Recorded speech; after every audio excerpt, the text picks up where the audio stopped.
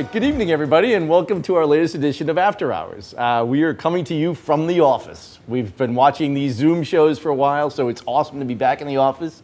I'm lucky enough to be joined with two of my best buds from the office, CQ and Brian. It's great to be back here. It's great to have product we can play with, and we're going to have a quick conversation tonight about what reopening looks like. What's the state of the industry? Where do we see things going? Where are we seeing watches, and kind of where do we think we're going to be in 3 or 4 months, and where we've come through COVID. So Brian, start us off with. So, obviously you have all retail has been pretty much shut down across the country and even across the globe. The brands themselves have also been shut down, both domestically, globally, and at the factory level. So what we've seen is just a huge tightening of the available product in the market. You really, couldn't move product around. So I think that it's, we've got the factories reopened, which is great. Stores are starting to slowly reopen and move into the, what we call the yellow zone. And it seems like travel's also opening up a little bit. So you start seeing that movement of product again, and it's almost like the industry went into a shell, and now it's starting to come out of that shell. But it's also, I just think it's going to evolve from this. I think this is going to be a permanent shift. 100%. I think retail is going to struggle in a lot of places because people still, while we're comfortable being with the people we've been with and we know we're safe with, you still feel a little weird going out to a retail store that I don't know who's going to be there. I'm still a little hesitant. No, and I think that you also have, at least what we've experienced, a lot of first-time consumers. Yes. A lot of people coming to us for the first time. Right. It may have been their first watch purchase online because going local wasn't really an option.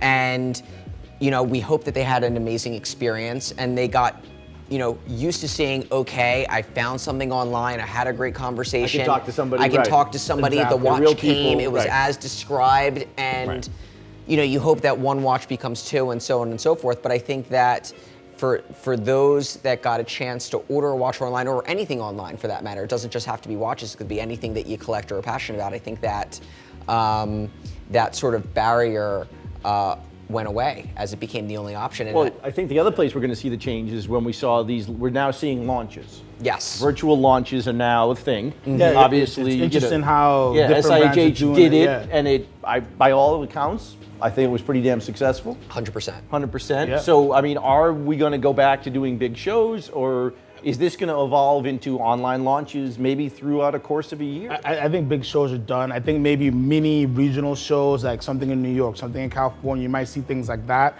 But I think big shows are done because online path is so good. Look at Breitling. Breitling did the Superocean Heritage limited editions of Rainbow. We all laughed. They got a lot of playoff. Yeah, sold immediately. I loved that watch. Yeah, it was pretty cool. I mean, by the time I called to buy one personally, they had been You missed your window? They had been sold out. Like I missed my window. Well, not as a reedition. So But I you also can jump wonder on if that. brands will feel like they can get more attention by going out on their own, going on the internet, and doing it by themselves instead of, like, you go to these big shows and there's 50 new launches and 2 or 3 get the press.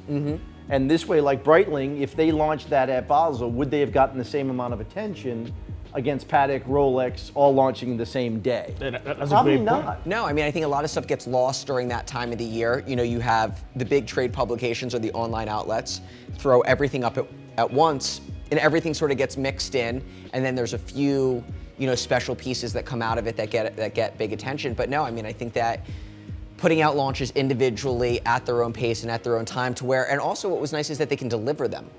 They had the product ready. Yep. So, And that's something I hadn't understand for the last 10 years, because it's like, guys, I know you've been planning this watch for 2 or 3 years.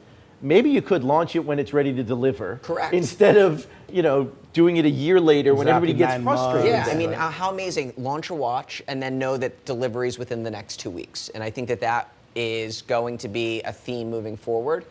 Well, it's interesting. We heard from Rolex today, which is big because a lot of people were saying no new launches from Rolex. That's not true. So Rolex is going to launch. Oh, really? They're going to launch. Oh, you heard it first. We heard it today from Rolex, and they're going to launch in the summer virtually, Okay, and makes then sense. a couple weeks later they're going to start delivering, which to me is amazing. And I mean, I Do can't you wait know for what they're September. going to launch? Nope. Come on. No, they're Come better than on. that. Yeah. I'm the last guy on earth they're going to tell because I'll tell everybody. But that's awesome to see because I like that. I like that Patek released the 6007. It's 6007 because they, again, were not going to really release on a nice release like that. Whether you love it or like it or hate it, at least it shows that they're there, they're producing, they're helping dealers out. It was unexpected, but it was released to everybody at once. Right. Yeah. And I thought that, you know, the retailer finding out what the consumer found out when the media found out was just very special because it was like it dropped and everyone's like scrambling. Did you see it? Did you Right, see exactly. it? And it was just, I just thought it was so cool and well done and well thought out. Yeah. Yeah, Kudos to and Breitling. hopefully that's a new development in this market. So I'd really love to see that carry on, and I think it can carry on. All right, so we got a lot of fun watches here Yeah. too, because We do. one of the things we wanted to talk about was like what's doing well, where we see developments, what's been surprises. So I'll start with one of my favorites. I'm going to go right to Rolex, of course, because that's just, I'm a cripple. I love my Rolexes. So this is our white gold GMT, the blue dial. Again, what we did see right after COVID, we saw prices of Rolex soften up, Yep. certainly on the Batmans and the Jubilees and that stuff. And now I'm seeing prices get crazy again. It's I mean, we insane. sold literally half our inventory in 2 months. Yeah. And now we're seeing stuff that it's hard to replace. So this, to me, is a special piece. Just one I love, big, heavy. It's white gold, it's blue dial, it's got everything I love, and it just flies under the radar. And these have definitely strengthened.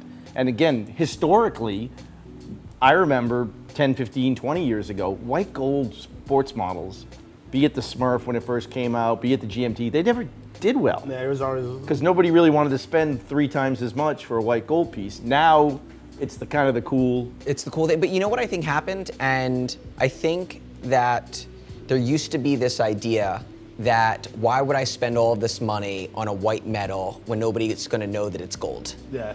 Right. And what's changed though is that as so many consumers have learned about the brand and so many people are able to recognize a model from a distance or right away, that having a white metal sports watch and that knowing that somebody's going to know, oh, that's the new Pepsi with the meteorite dial. Exactly. Like, I love that watch. Like the idea, like whether, I mean, God, I it's want that amazing. watch. Get those kids out of college, because I need that watch. But the idea that you're not going to do a white gold one versus a yellow gold one, I think like that's why the white metals have gotten so. Well, so I think they've popular. also been smart is they've made special pieces in just precious metals. Yes. So the Smurf color is only a Exactly. white gold, the platinum dial is only a platinum piece. So that I think helps add to that allure, and Exactly. knowing Makes you that chase a little bit if more somebody for it. knows what it is, you know they know what it is. Exactly. And not everybody has to know, I and that's love even that. cooler. Love Exactly. You that. got to be inside the club. I think Rolex has been the funnest to watch market-wise because, like you said, it came down a little bit in the beginning, but then almost immediately, the Hulk in particular is something interesting. It went down to like 13. You saw some for 12, maybe some non-boxing paper for like 11.5. Now we're back up to 14, 14.5. And like It's overnight, it's shifted back you know? up. all the product sold out. Yeah. As Mike said, in 2 months, and then you sort of were left with this hole of there was nothing coming in. So, you know, there's just lack of supply, and you think about Rolex like that there would ever be lack of supply. Right. That's the thing that And you're being always like- surprises and you. it's It's like you're million watches a year, and you yeah, know, but you there's can't no get legit. one. You just can't get one. It takes the And, whole world to shut down. And then Rolex shuts Yeah, down. exactly. But for me, on the other side of it were watches like this. I'll give it to Mike so he can hold it up. We've got a Breguet Type This 20 is a rose great gold. piece you Gorgeous. pulled up. I gotta love give you that credit for one. this And then you know what? I'll pick out one more. We've got a Lange here in rose gold. I'm not normally one to pick I was out. gonna say, to pick you out were the Lange guy. I'm not normally one to pick out a Lange, but so 2 pieces here that I think represent a tremendous amount of value, and that's one of the things that I think a lot of consumers looked for during this time was. Anybody who was buying was value buying. Exactly. Let's be honest. A lot of guys were value I buying. want a COVID deal, Or I wanna have- opportunistic right. buying. And I think No that question. watches Nothing wrong like with this that. Nothing wrong with have that. always represented tremendous value for the money. 100%. They've taken big depreciative hits from the retail price, and they were always really good buys. And prices even came down a little bit further. Yep. And I think That's a that cool watch. when you started looking and saying, I can have a rose gold Breguet Type 20 beautiful watch for half the retail price. Correct. You know, and again, I'm pulling that number out of my, You know you know what, but what, that's but good. you know, I think that was one of the points where guys were like, just do it. And if you've been waiting, the last 2 months was I would call a major bottoming out over the last 10 years. Yeah. So if you were thinking about buying a watch, if you had something on your radar, prices hit a big time low. And Certainly many years. years low, and you saw the activity from it. Yeah, no, I think this is a time when if you're a real hunter, you're somebody who's been hunting. I mean, we have a JLC Duomètre here, $21,000. Insanity. Those You are know, amazing like, watches, and I see them. I mean, we always traded a lot of them, and the prices on those came down considerably. It doesn't make sense. 21,000 with box it's and a lot of papers. watch. So I think this is a good time that if you're somebody who's really been always hunting for that watch, you always saw that Breguet, you always saw that A-Long, you always saw Duomètre, why not jump for it now? All the prices are really good. And I think a correction happens and pretty much everything goes kind of back up a little bit. Some brands will kind of stay down, but I think a lot of brands actually come up a little bit because so many new users Well, that's are in the that's a market great now. point, because I'm trying to figure out, because again, I went through a couple corrections in my life. I've been through, this crash in '08, back until the 90s. I mean, and typically what happens is everything drops and then there's a flight to safety. So people tend to go to Patek and Rolex because we know, hey, if things go bad again, I'm safe there. And then those tend to go up even faster, and everything else got lagged the last time, at least. To me, after the last crash, Rolex and Patek came out so much hotter than everybody else. Yes. And just went to another level. Yeah.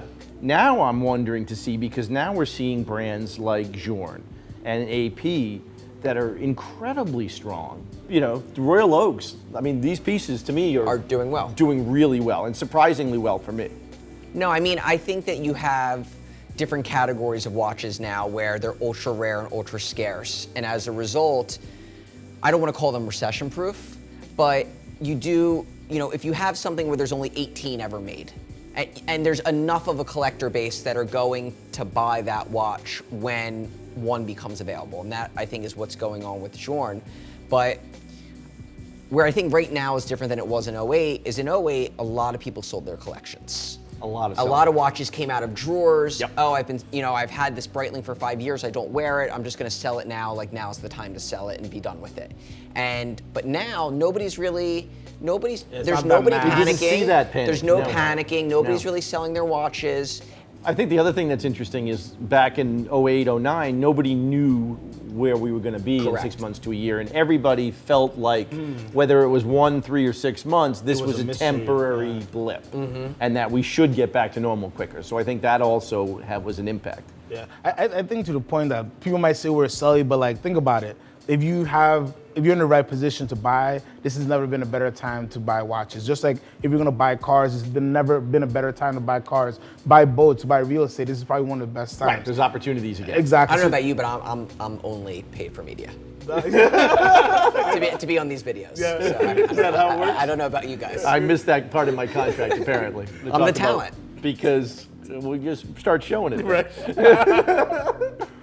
So the CB is one that fascinates me, because I know Journe is probably, if not the hottest brand, one of the hottest brands. Yes. Without a doubt. But this is the most common Journe there is. Yes. And Yeah. trades double retail? I would say More? Yeah, right about double. Mid to high They can't 40s. keep track- Right. Which amazes me, because again, when you talk about rarity, and there's some Journes that literally they made 20 of ever, I get those. But I don't understand the craze that hit that is amazing to me. If you've watched any of Francois Paul's interviews, the dial for this watch is probably the most difficult dial that Correct. he makes, and one of the most expensive dial that he makes. Right. The case construction to get the tantalum this way is also one of the most expensive cases that he produces. So he took one of the hardest watches for them to make and put it in their quote-unquote entry-level watch. That's the amazing And thing. that, I love to me, it. and that to me is what's amazing. And the fact of the matter is that it has a retail that if the retail was $20,000 higher, it would still be nicer than All day. some $60,000 time-only watches from brands that I'm not going to mention, but it's that nice. So yes, it's trading over retail, but the value's there. I mean, if he just said, okay, the price is now $35,000 and it's trading at 10 over, like nobody would bat an eyelash. Right. So, and then when you get down to the numbers, it's the most that he produces, but in the scheme of what other brands produce, I mean, AP's probably producing 20x Oh God, yeah. all day. this to that. I mean, more. Like, I mean, again, it's not even quantifiable, the difference. Rolex is 200. Yeah, I mean, exactly. I mean, it could be thousands of this reference. So,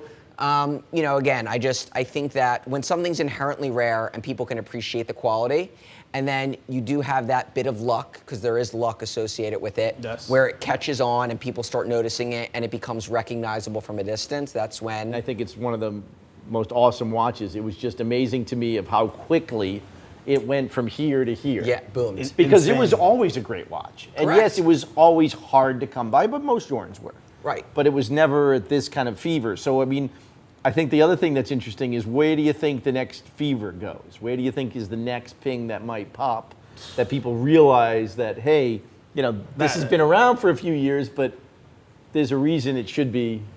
That's a hard pick. I think of limited brands. Like, I have hope, right? I have hope for something like Laurent Ferrier, which is so limited. You think that it could find itself, you know. But He was going to be my $60,000 watch that I was going to scoff at. But you're afraid he might cut your contract? But I mean, like, amazing watchmaker, great pieces, low production, you know, for whatever Got reason. all the material, got the heritage. Exactly. Right. You know, the look is there, but again, it just needs to have that romance, that bit of right? luck. Exactly, that bit of luck. Because the Chronomètre Bleu, I moved to Philly in 2017, and I feel like these are selling for 25, 26. And then, like, I didn't even know Journe, and like, okay, this is Chronomètre Bleu, and everybody's calling, you never have one. And now, 40s. I'm calling guys that sold to at 35. Please, would you like to sell it back? And they're like, what are you talking about? And they hang up the phone on it, you know, because it's such a perfect watch. So it's really hard to even pick what, you know, will be another Journe. I think there are a lot of brands that They want to have be. potential. Moser, I think, is an interesting brand where there's a lot of things on their canvas right now, but they're like the MBNF editions they just did were amazing. I Their thought those dials were are beautiful. fantastic. Fantastic. I think Moser's You know, doing a really good job right now. And I think it's a young CEO who I Right. think is like really trying to prove himself, Interesting and he's guy, been there right. for a long time now. So I think some things, but it's hard to pick. I don't know what do you guys think would be like the next? For me, I think, and I beat the horse over and over again, but I think like modern vintage, like late 80s, 90s, early 2000s, and that's like a super long period of time. I think watches from that era are going to have a major resurgence, just because a lot of brands were independent back then.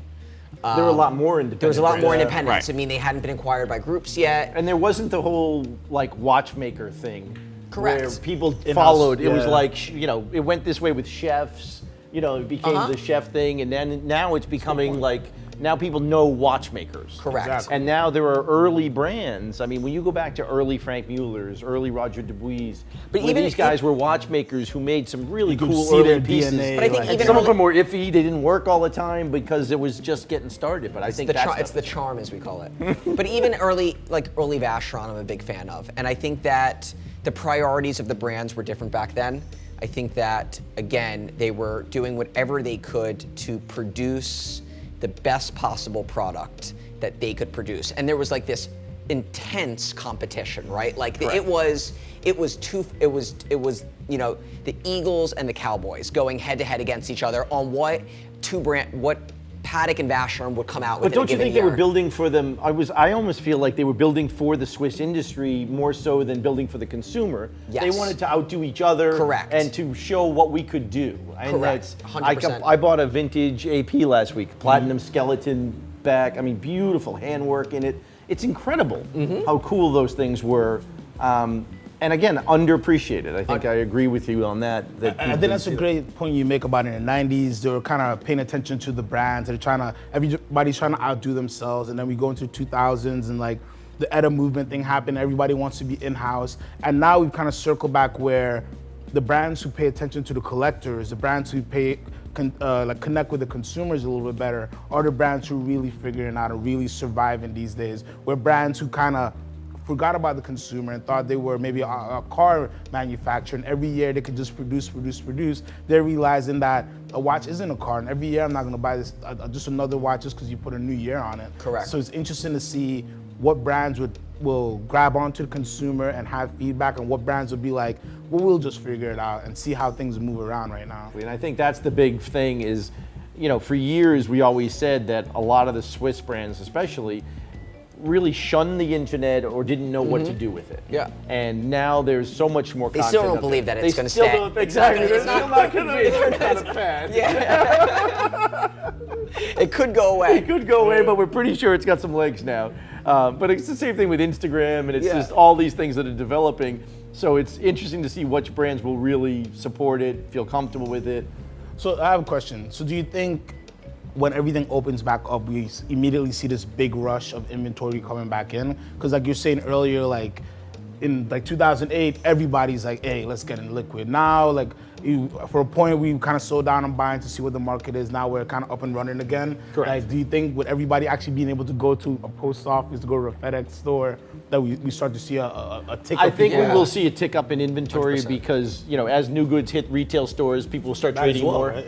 Yeah. People will start coming out a little more and trading more, and the new goods hitting the market always drives business. But I think there's so much pent up demand, and we've seen it on our side that, we get people calling every day for watches we don't have Correct. right now Yeah. because I think this could be another level up, which is interesting. But there's also, it's very much a global market, and I think that when you're here in the U.S., you think all of these watches are just simply coming from the U.S. So why can't somebody in Texas ship you his watch? But it's not really the case, and you have a lot of countries that are still shut down. So we have offices in Dubai, we have offices in Singapore, Hong Kong, Switzerland, and a lot of the borders are closed. So we have clients that just are started opening up last exactly. week, So we have exactly. clients that are in London that we've been waiting to get watches, or we have clients that are in Malaysia, Indonesia, Vietnam that we're waiting for the product to move around in the right timing. And I think that once things start getting up again over the next, let's call it 4, 6, 8 weeks, you're going to see more product hopefully coming in because it's really just been sitting and waiting for Correct, things to for open every up. action up. Yeah, I think so too. I think it's gonna be an interesting second half of the year. See what happens. I want to see what Rolex. I'm gonna beat you up. Maybe I think you know something there. I want to see what I don't else know comes nothing. out. It's interesting, just like as a project, to see what the market's gonna do. 'Cause I think it's Definitely going to be fascinating. I Yeah. mean, certainly none of us predicted the first half of the year. No. So, I mean, we were obviously a little surprised with the way the first half's gone. And I think we could be pleasantly surprised by the way the second half goes. Because I Yeah. really think there's energy in the market. People are definitely more comfortable getting out, spending money. They're going to get back to traveling. We always thought that would take a long time. I can't wait to travel. Oh, man. My wife looks at me like I have 4 heads, but I'm like, get me on a plane. I want to go to Dubai. man, I your want to go mileage to. is like- My mileage is dying, man. There goes my status. they're gonna take it. Go on, you're like gold, Go on. gold status Exactly, now. I'm back down here. So again, I think we look forward to hopefully seeing where we're at in a couple of months and hopefully doing more of this. We certainly enjoy doing all this content. It's great to see the feedback. It's great to see people following us some more. So we'll continue to do this. Yeah. And hopefully we'll come back and see where we're at in a couple of months, guys. Oh, yeah, I'm Awesome. excited. I'm Cheers. excited too. All right, boys. Cheers. It's always a pleasure. Cheers, guys.